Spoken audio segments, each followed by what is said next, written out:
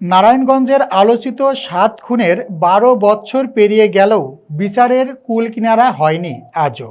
Staff reporter Monir Hossain জানান, আজ সকালে ঢাকা চট্টগ্রাম মহাসড়কের মৌচাক স্ট্যান্ড ও আদালত প্রাঙ্গণে মানববন্ধনে আয়োজন করেছেন নিহতের পরিবার ও স্বজনরা।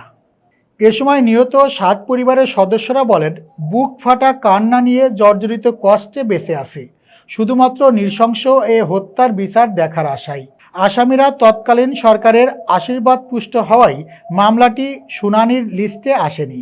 ছলচতুরি করে দীর্ঘদিন যাবৎ মহামান্য আপিল অ্যাড ডিভিশন মামলাটি তারা আটকে রেখেছে। বর্তমানে এ মামলা আপিল নিষ্পত্তির জন্য অপেক্ষায় আছে। আলোচিত এ মামলা রায় দ্রুত বাস্তবায়নের দাবি নিহতের পরিবার ও স্বজনদের।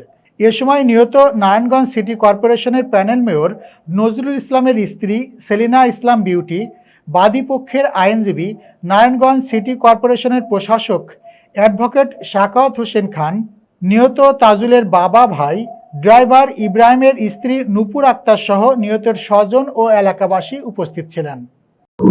আমার স্বামী সহ ৭ জন মানুষ মারা গেছে। আমি আমার স্বামীকে পাবো না, কিন্তু ১২ বছর চলতেছে, কিন্তু আমি আজও আমার স্বামীর হত্যা সহ ৭ জন হত্যা মারা গেছে, এখনো ফাঁসি রায় বহাল রাখছে। তাতে কার্যকর করা হোক, ফাঁসি কার্যকর করা হোক। আর আমার সন্তান একটা যে গর্ভে ছিল ৭ মাসের, সে আমার সন্তানের অনেক নিশ্চিত ভবিষ্যতের জন্য চিন্তা করতেছে।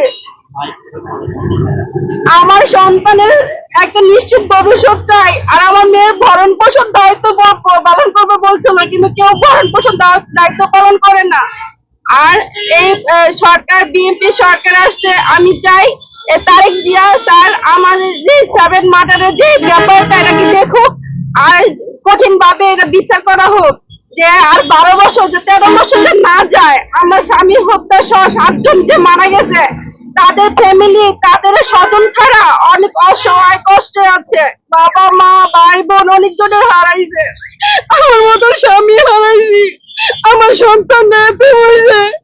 আমি সবার কাছে চাই আমার সন্তানের জন্য একটু ভবিষ্যৎ করে দেন। আমি মা হয়ে কিছু করতে পারতেছি না, সবার কাছে আবেদন যে আমার স্বামীকে মারা গেছে তাদের ফাঁসি হোক, তাদের মৃত্যুদণ্ড যন্ত্রণা ভোগ করা হোক। যে এত কষ্ট করে আমার হাজবেন্ড সহ 7 জন মানুষের নির্মম ভাবে হত্যা করা হয়েছে, এরকম ভাবে কারো সন্তান মার কোলে থেকে খালি না হয়, আর আমার মতন বিধবা মা হয়ে এ যন্ত্রণা যে না